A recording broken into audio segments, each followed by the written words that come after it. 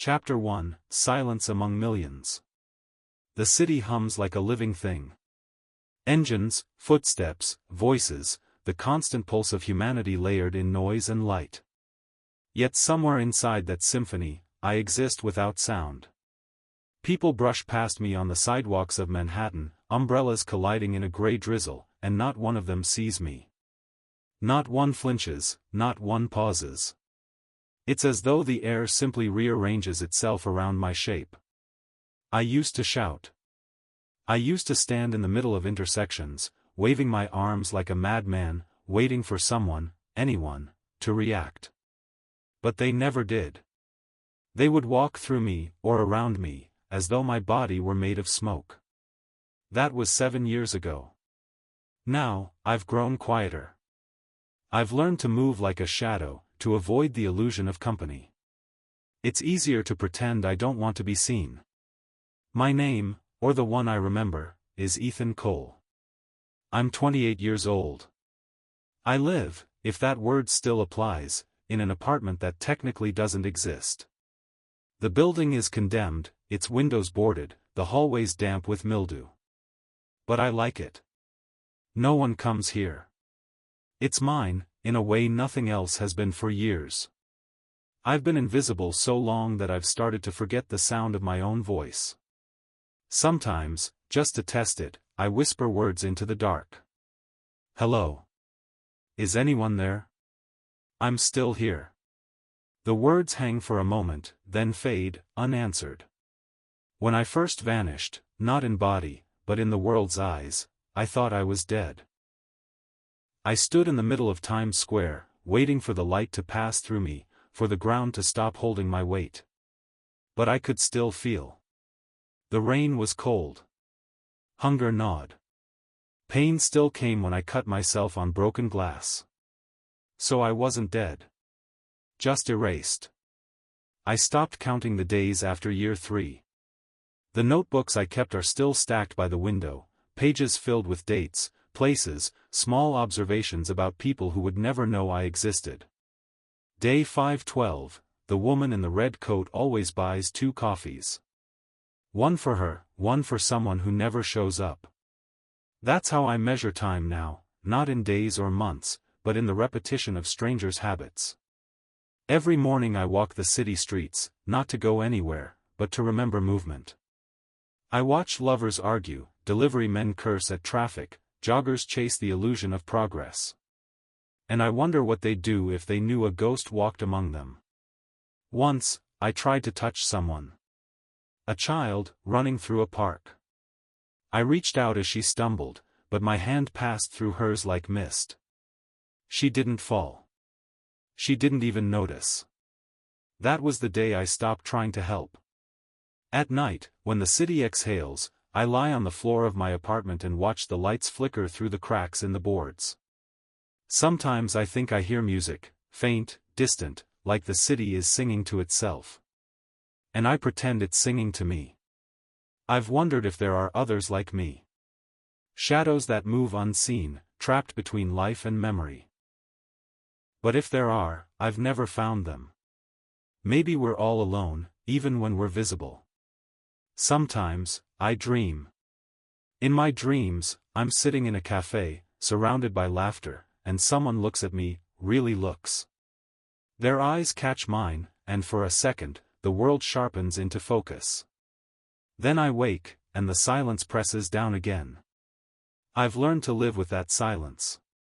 I've learned to live inside it. What I didn't know, couldn't have imagined, was that silence could break. And when it did, it sounded like a girl's voice asking, "Are you okay?" Chapter 2. Chapter 2, The Science of Vanishing.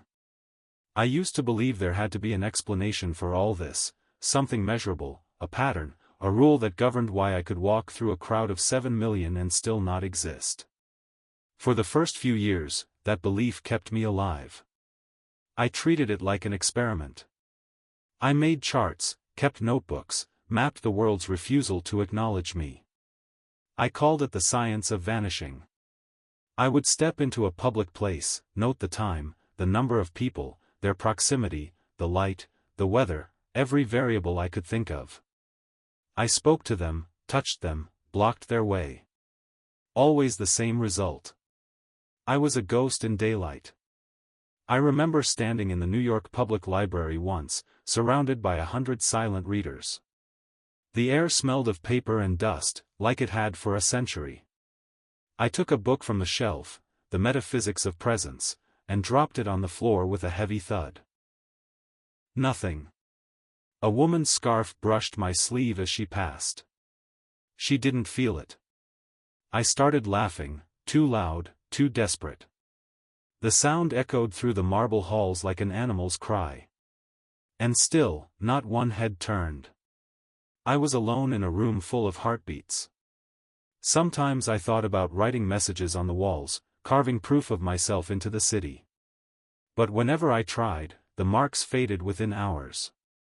Once I etched, "Ethan was here," into a park bench. The next morning, the wood was smooth again, as if the city refused my signature. It wasn't just people that ignored me. The world itself was erasing me. I decided to test my existence in smaller ways. I dropped coins on the subway tracks. The train never derailed. I threw a glass bottle at a passing cab. It shattered, but no driver flinched.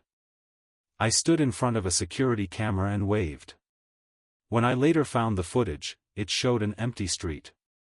For a while, I thought maybe I was still there, just in a different layer of the world.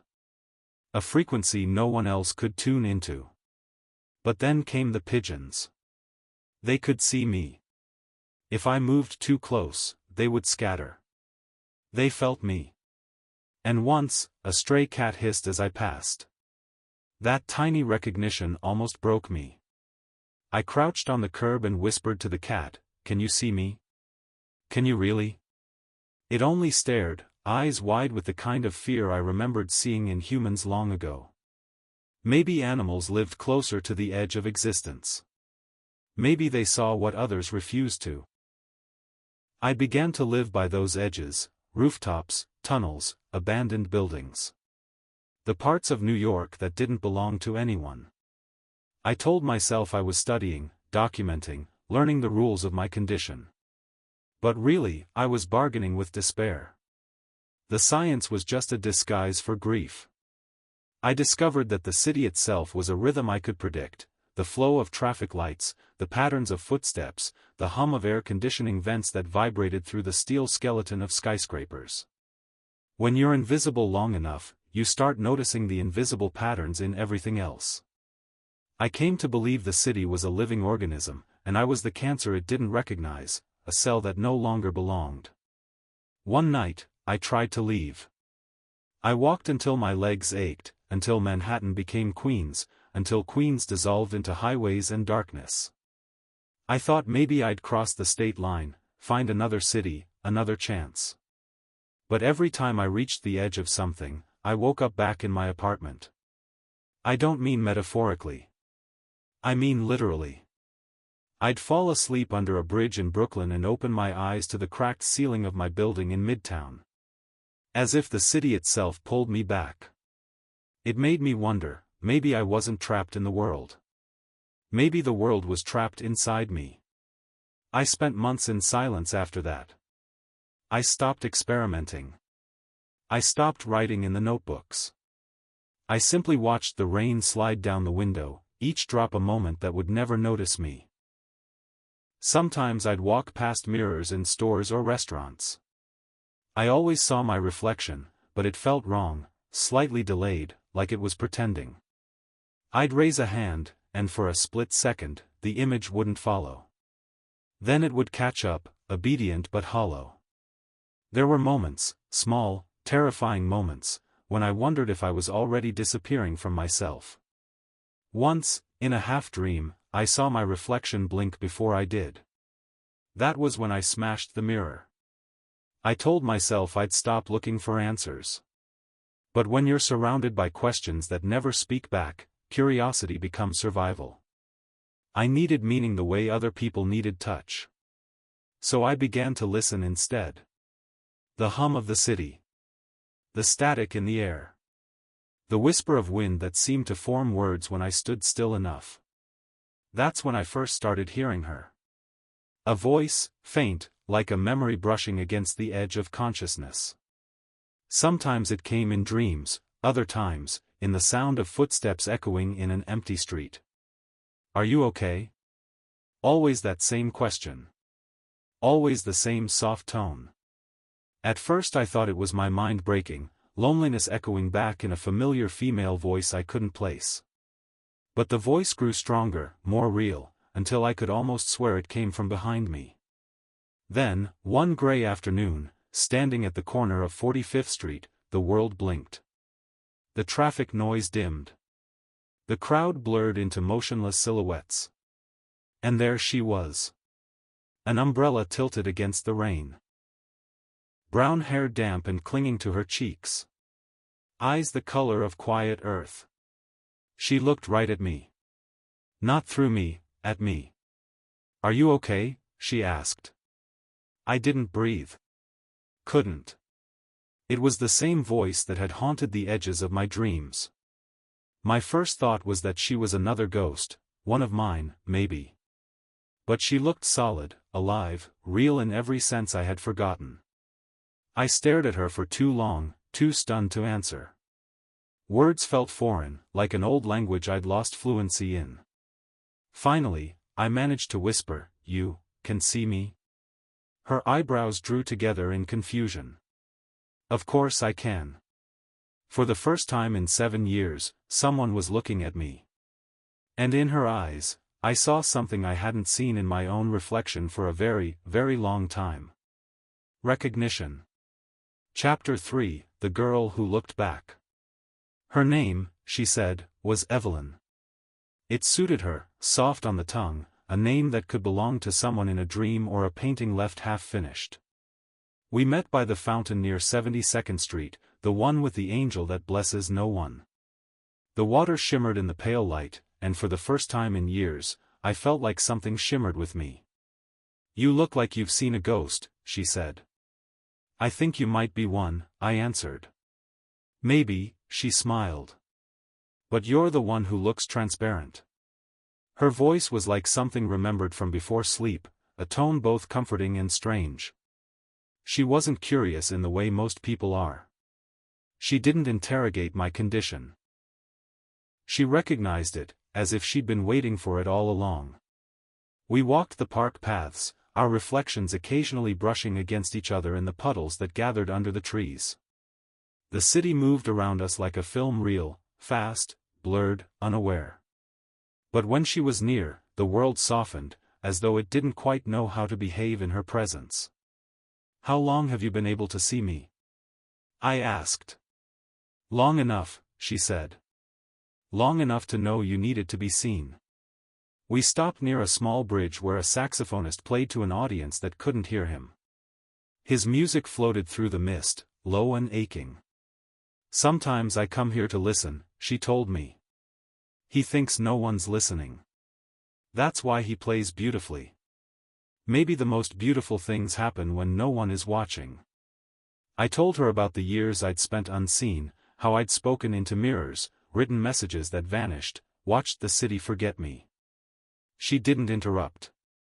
She just listened, her eyes holding the kind of stillness that felt like safety.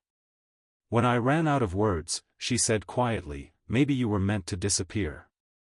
Maybe some people are born between places, between memory and matter. But you stayed too long. Her gaze flicked toward the skyline, where the clouds were turning the color of pewter. The longer you stay unseen, she said, the harder it is to come back. I stopped trying, I admitted. She smiled again, but there was sadness in it. That's why I found you. For a long time, we didn't speak. The sound of rain filled the silence, and I found myself watching the way it gathered in her hair, tracing the curve of her jaw. Where do you go when I don't see you? I asked. Everywhere, she said. And nowhere. I'm what's left behind when someone remembers too hard. Her words sank into me like stones into water. That night, I followed her through the streets. Not because I didn't trust her, but because I couldn't help it. There was something magnetic about her presence, something that made me believe in the possibility of touch again. She moved like she belonged to both the light and the dark, visible and invisible in alternating breaths. The city bent around her. When we passed a group of people, they parted without knowing why. Their eyes slid away from where she walked. At a crosswalk, she turned back to me and smiled, as if she'd known I was following all along. Then the light changed, and she was gone, not running away, not like magic, but gone the way a reflection vanishes when you blink. I searched for her all night. Every corner, every street. I called her name into the empty air until my voice was just another hum among millions.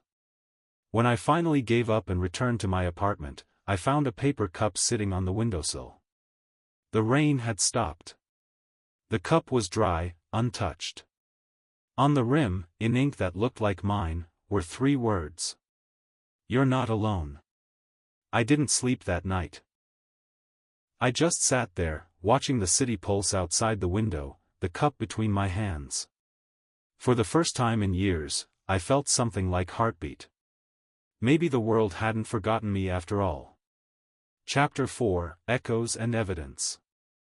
I began to chase her shadow through the city. The coffee cup remained on my windowsill, its faint lipstick mark fading like memory. I started a new notebook, not for words, but for proof. Page 1, Evelyn, sighted near Bethesda Fountain, 2:17 p.m. Page 2, voice clear. Eye contact consistent. Aware of my name. Page 3, vanished at intersection. No witnesses. Proof is slippery when the universe refuses your evidence. I told myself I wasn't obsessed.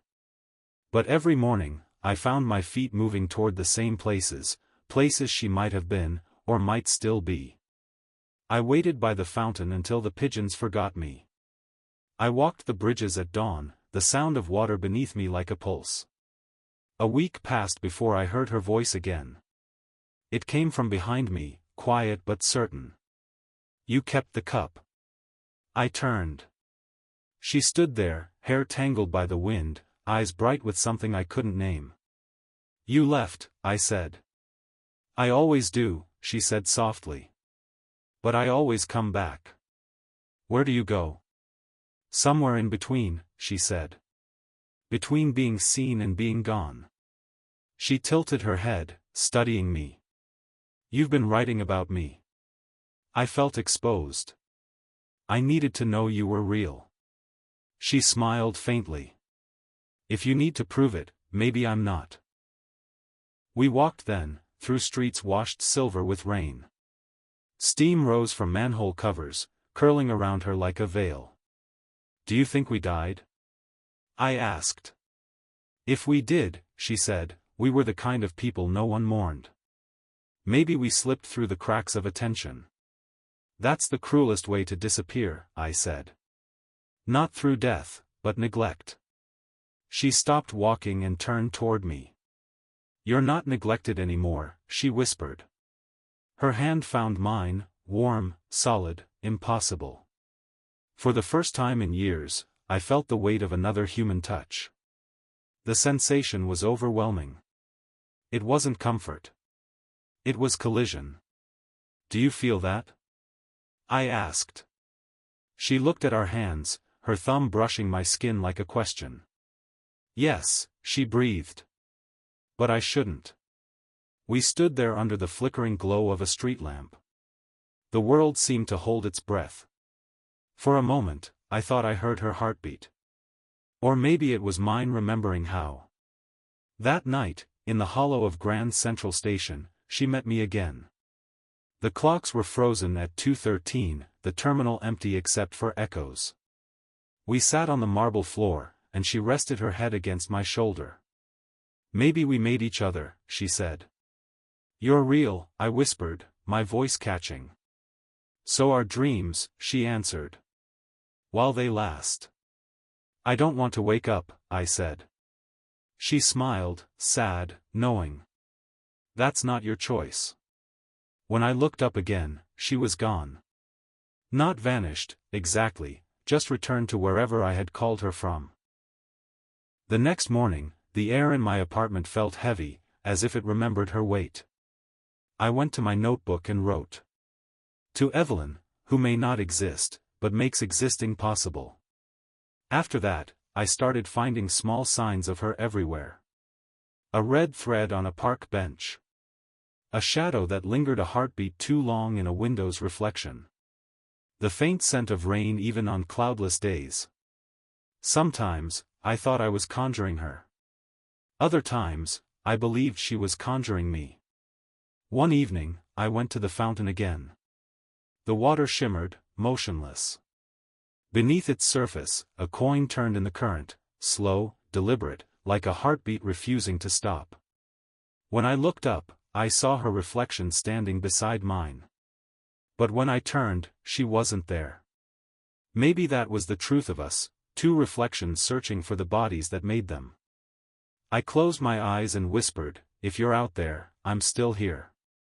And from somewhere, maybe the air, maybe my own mind, I thought I heard her answer. I know. Chapter 5, The Weight of the Invisible.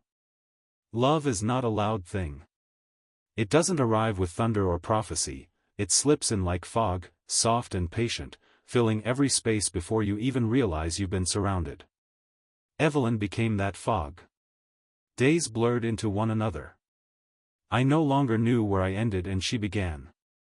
She appeared and vanished without warning, her presence folding into the edges of my reality like light into mist. I stopped predicting and started accepting. When she was gone, I drifted. When she was near, I existed. One evening we climbed to the roof of an abandoned hotel near Times Square. The wind was cold enough to bite, but she didn't seem to notice. We sat together on the ledge, watching the city pulse beneath us like a heart. I used to be afraid of lightning, she said, her voice barely above the hum of the neon signs below. It reminded me of being noticed. Bright, loud, gone too soon. Maybe that's all any of us are, I said. A temporary flash no one sees. She smiled faintly.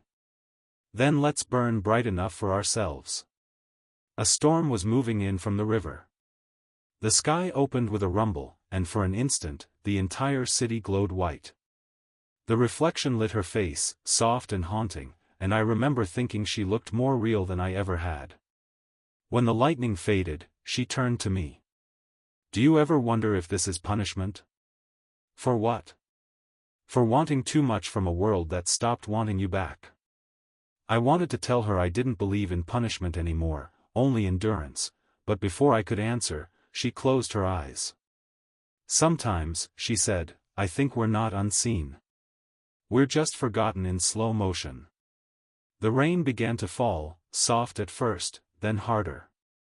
She stood, letting it soak through her clothes. I reached for her hand, but the drops passed through her fingers like smoke. Evelyn. She looked at me, the rain glowing in her eyes. If I fade, will you remember me? I couldn't forget you if I tried. Then maybe that's enough, she said. We spent the night in silence, the storm singing around us. After that, she began to fade more often. Sometimes for days. Once for a month. Each time she disappeared, the world grew heavier, as if the air was thickening, mourning her absence. When she returned, she seemed paler, like she'd left parts of herself behind. They feel lighter, she said. Once, staring at her hands. Like they're forgetting how to touch. Then I'll remember for both of us, I told her. She smiled, sad, almost proud, and for a moment I believed I could keep her tethered just by looking hard enough. Our love became a language of quiet gestures, notes slipped under doors that no one else could see, words written in condensation on windows, poetry scrawled on the backs of discarded receipts. But the city began to change. Or maybe I did. The lights grew dimmer, the air thicker, the faces of strangers sharper, crueler. I started catching glimpses of myself in reflections, half there, a transparency. One night I woke to find Evelyn standing in the corner of the room, watching me sleep. "I don't dream anymore," she whispered. "Why not?" "Because dreams are for the living." I sat up, my pulse hammering in my throat. "Don't say that." She smiled, but there was something brittle behind it. "It's true. I think I used to dream about you. Maybe that's why I found you." She walked to the window and pressed her palm against the glass. No print remained. "Do you think I was ever really here?" she asked. "Yes," I said. "You still are." "Don't lie to me," she said softly. "You're too honest for that." I opened my mouth to argue, but she shook her head. "Don't tell me. I'd rather not know." The wind outside rattled the boards. Her outline flickered against the streetlight, a ghost drawn in chalk lines. "Evelyn." She turned back, eyes full of something I couldn't name. "If no one can see me," she whispered, "maybe I was never real." "You're real to me," I said. "Isn't that enough?" Her expression softened, breaking like sunlight through clouds. "It's enough for now." She leaned down and kissed me, light, fleeting, and infinite. A beginning and an ending in the same breath. When I opened my eyes, she was gone. The room felt smaller, the air colder. I sat there until dawn, waiting for the city to wake, wondering if she'd ever been there at all. Chapter 6: The Truth Beneath the Silence. After she disappeared, the city changed shape. It wasn't the skyline or the streets, the shift was quieter than that, almost imperceptible, like a dream rearranging itself around a truth you're not ready to face. The air felt thinner. Reflections no longer matched what they were supposed to. When I looked in windows, I sometimes saw her beside me, just the faintest outline of hair or the curve of her jaw, flickering for half a heartbeat before vanishing. I tried to tell myself it was memory. But memory doesn't breathe. Days blurred into each other. I stopped keeping track of time. The notebooks gathered dust, the fountain stayed still, and even the pigeons stopped landing near my building. I existed in fragments, eating when I remembered, sleeping when exhaustion forced me to. But she wouldn't leave me alone. Not the way the living leave. She began to appear in dreams, but not the kind I could control. The dreams felt real, textured, like places I had actually been. In one, I found her standing in a field of streetlights, each bulb flickering like a pulse. She was whispering to them, one by one, coaxing them to glow brighter. "What are you doing?" I asked. She turned, smiling, though her eyes looked tired. "Teaching the dark how to listen." When I woke, my apartment was filled with the scent of rain, though the sky was clear. I decided to find her, whatever that meant now. I retraced every step we had ever taken together, the fountain, the bridge, the rooftop where the lightning once made her seem eternal. Each place held an echo of her presence, but nothing more. At the library, I searched for her name in every book I could think of. Nothing. No Evelyns that fit. But then, in the poetry section, I found a line underlined in pencil. "For one human being to love another, that is perhaps the most difficult of all our tasks." Below it, in handwriting I recognized as my own, was a single word, Evelyn. My throat closed. The world tilted. I ran my fingers over the ink, but it felt too new, as if I had written it in another version of myself that still believed in her. That night, I sat by the window and whispered her name over and over. Evelyn. Evelyn. Evelyn. Like an invocation. Like prayer. And then I heard her voice, clear, close, and heartbreakingly calm. "You don't need to call me anymore." I turned, but she wasn't there. Only her reflection, faintly visible in the glass. "You're alive," I said. "You have to be. You can't just." Her voice interrupted, gentle but certain. "I was never alive, Ethan."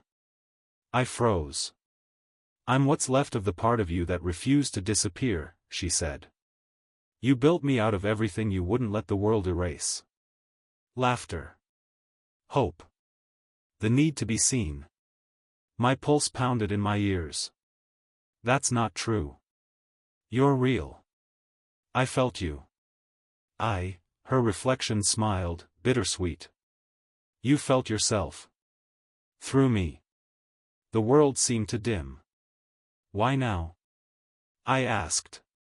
Why tell me now? Because you're ready, she said. You stopped searching for proof. You started listening. I gripped the windowsill, my hands trembling. What happens to you now? I fade, she said simply. That's what I was always meant to do. No, I whispered. You don't have to. Her eyes softened. You don't disappear when forgotten. You disappear when you're no longer needed. Tears blurred my vision. I still need you. No, Ethan, she said, and her voice trembled for the first time. You need yourself. The reflection rippled. I reached out, my fingers grazing the glass, but it was already cold. Please, I said. Don't go.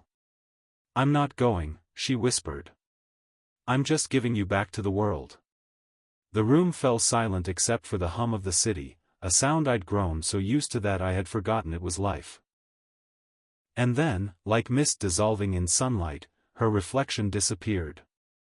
The next morning, I found a single line written across the last page of my notebook. Remember what was true, and let the rest fade. I stared at it for a long time before closing the book. Outside, the city was waking up, people shouting, horns blaring, the ordinary miracle of motion all around me. I stepped into it. For the first time in years, the world felt heavy again. But it was the kind of weight that reminded me I still had shape. Chapter 7, The City Vanishes. It rained that morning, soft and gray, the kind of rain that blurs the world into memory. The kind that turns every reflection into a question. I walked through the city the way a ghost revisits a dream. The streets were familiar, but distant, like photographs left out in the sun too long. Faces moved past me in streaks of color. I didn't try to speak to them. I just watched, as I always had, the invisible among the living. But something had changed. Everywhere I went, the city felt thinner, more fragile. The buildings seemed to breathe. I could hear electricity humming in the streetlights like whispers of a language I used to know.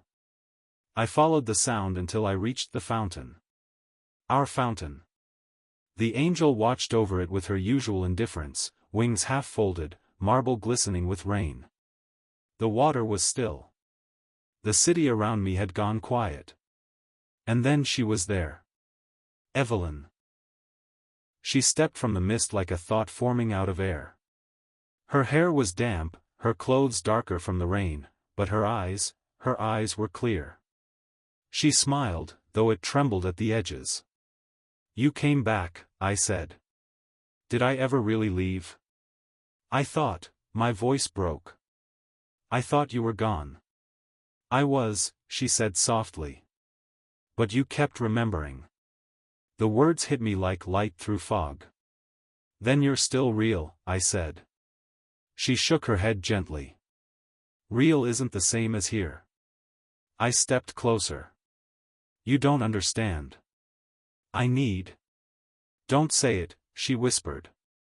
Needing isn't the same as living. I stopped. The rain thickened, blurring her outline. For a moment, I thought she might dissolve right there, but she reached out, her hand finding mine. Warm. Solid.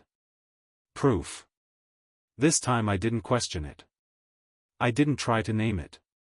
I just held her hand and let the silence say what words couldn't. The city began to fade around us. The skyscrapers bled into the clouds, the streetlights flickered out one by one, and the sky folded in on itself like paper being torn. What's happening? I asked. She looked up, calm, almost peaceful. You're waking up.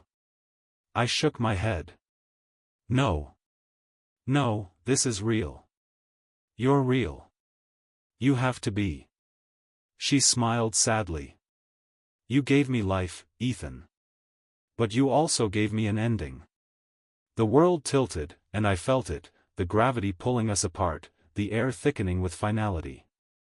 She stepped backward, rain falling through her. Her fingers slipped from mine like water through open hands. Evelyn. She smiled again, small, beautiful, resigned. Maybe I never was. And then the space she'd occupied went still, as if refusing to remember she had ever been there. I stood by the fountain, my arm outstretched, hand trembling in the rain. The angel looked down on me with the same eternal indifference, wings dripping. The rain grew heavier, drowning the city in sound. I sank to the edge of the fountain, watching the water distort my reflection. For the first time, I couldn't tell if the face looking back was mine. Maybe she was never real. Maybe I wasn't either. The storm swallowed everything, the lights, the skyline, the city itself. When it passed, the streets were empty. The world was new and silent. And I was alone again. Only this time, the silence wasn't cruel. It was complete. Epilogue, After Light. It's been 47 days since the city disappeared. Or maybe I did. The world still moves, trains hum in tunnels, lights flicker in distant windows, but it all feels thinner now, like tracing paper laid over a memory. I walk the streets out of habit more than hope. The air is still wet from the rain that never seems to end. No one sees me. But that's not new. What's new is that I no longer expect them to. Sometimes I think I see her in the reflection of passing cars, or in the shimmer of puddles when the wind moves just right. Not her face, exactly. More like the idea of her, the echo of a form that refuses to fade completely. I used to think loneliness was absence. Now I know it's persistence. The heart refusing to quiet itself after the world has gone still. I sit by the fountain most nights. The angel above me is cracked now, her marble chipped where lightning once struck. I like to think she remembers us, the invisible lovers who met beneath her wings. There's a moment just before dawn when the city exhales, when the streetlights flicker and the air shifts from night to morning. In that moment, I swear I can feel her hand in mine again. Not solid, not warm, just present. I whisper her name into the gray light. Not to summon her, but to thank her. Because even if she wasn't real, what I felt was. And maybe that's the only proof any of us ever get.